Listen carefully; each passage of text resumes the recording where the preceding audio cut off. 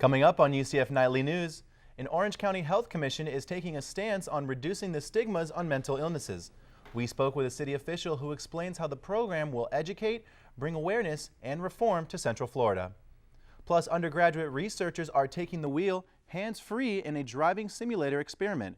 We'll show you how their findings can help you stay safe on the roads. And the cutting of a major Central Florida bus route might force some residents to find another way to get around town. We spoke with UCF student who explains how this will impact his ability to see family. Nightly News starts right now.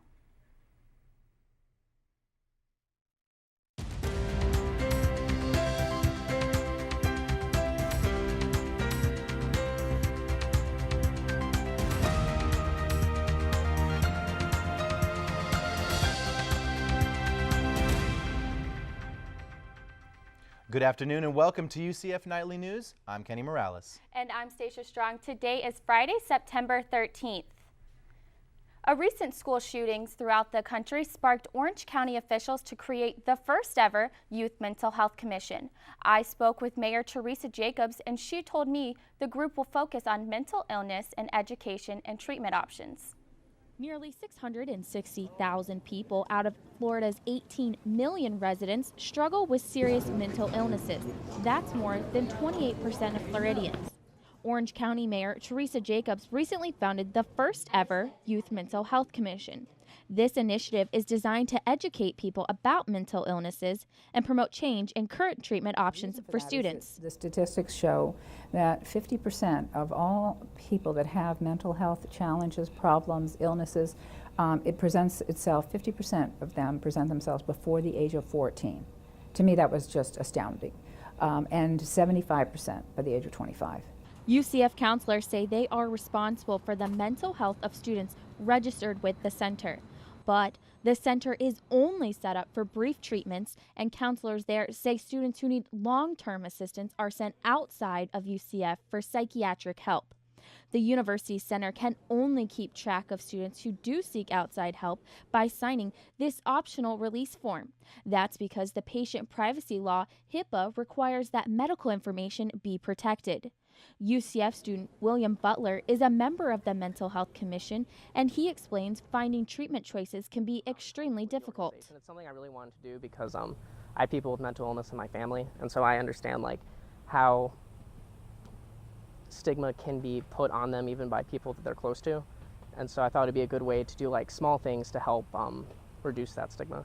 The board members are working to increase treatment availability and provide economical choices for students in need. If we don't address this, I fear that we're going to look back and we're going to have potentially more tragedies.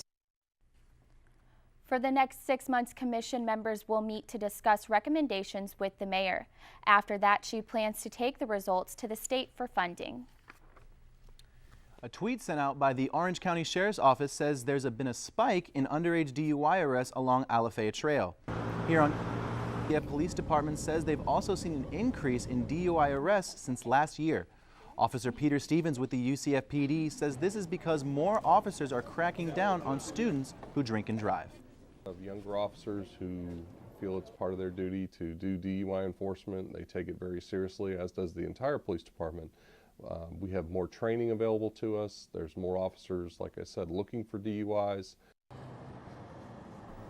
Stevens also says a program to use is Lynx, a free bus service that takes students downtown so they don't have to drive. UCF offers programs like Alcohol EDU that educate new students on the dangers of drinking and driving. The National Highway Traffic Service Report shows more than 3,000 people died in 2012 from distracted drivers. Nightly News reporter Simone Davis tells us how UCF researchers are making your ride safer. Whenever you're ready, you can... UCF seniors Elizabeth Niederman and Keith MacArthur are going for a drive today. Well, virtually that is. They are testing the iPhone, Siri, and other hand-free devices to see how they affect one's driving ability. The driving simulator is an ongoing 10-year study through the Minds and Technology Machine in Thought Research Lab that's in the Psychology Building. A study the researchers are excited to be a part of. We work with texting and driving. I've gotten to do my own vision studies. As an undergraduate, I expected working in a research lab that it would be a lot of literature research rather than hands-on experience. This simulator is one of 4 in the psychology department. It has a 3-screen monitor, an eye scanner, and it connects to a computer that keeps track of the driver's motion 60 times per second. This machine not only tests a driver's reaction to hand-free devices, but it shows how a driver reacts to holding a device behind the wheel. Niederman says, so far the results show no difference between the 2 scenarios. If I use a hands-free way of texting, such as Siri or Sync, I'll be fine. But we don't think that's the case. We think that even just the use of language perhaps might interfere with your driving ability. Niederman explains the lab uses up to 40 participants a week in the study. There's more research to be done, yet she's looking forward to how the countless hours will pay off in the long run. If we can prevent that and actually get people aware that what they're doing is detrimental, not only to themselves, but to others around them, that would really make me happy. In Orlando, Simone Davis, UCF Nightly News. The U.S. Census report shows Florida has the 3rd largest car accident fatalities. And from cars to buses, Lynx bus riders in Lake County are fighting to save their express bus route to downtown Orlando. I spoke with a Lake County commissioner who explained why the service is being discontinued. It's the only affordable way I can do it. I don't own a car. My parents don't really have the means to come down here every weekend.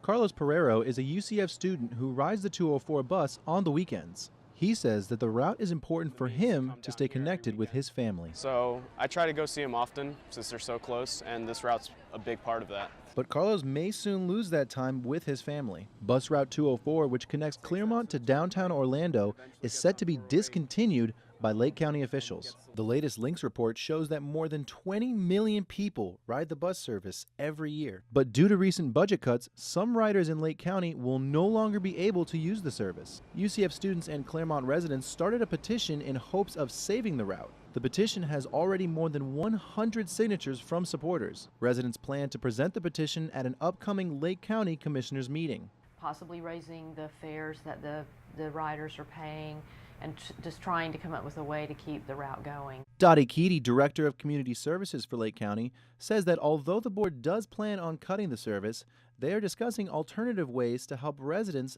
get where they need to go. Carlos sure hopes so. Otherwise, without the route, I'd have to take different routes and bike part of the way, and it would be about an hour and a half longer than it needs to be for me to get home. The good news is we are looking into that to see if that can be done either by Lynx or even possibly another provider. the county will discuss the route during the next board meeting on Tuesday, September 24th. You know, Kenny, I hope those people find a new way to get around town. I sure hope so, Stacia. I mean, I know for me, I could never bike in this heat. And speaking of heat, why don't we take a look at our weather with Simone Davis. Simone, how's it looking out there today? Well, it's actually quite nice outside. Right now it's 83 degrees with humidity at 67%. And there are also scattered thunderstorms right around the corner. We'll have more on the forecast a little bit later. Still ahead on UCF Nightly News, Syrian residents in Orlando are speaking out against Syria's ongoing civil war. We'll tell you more about this international conflict and what UCF students had to say. And UCF students gathered to honor the fallen heroes of September 11th, 2001. We'll tell you more about the campus-wide memorial after the break.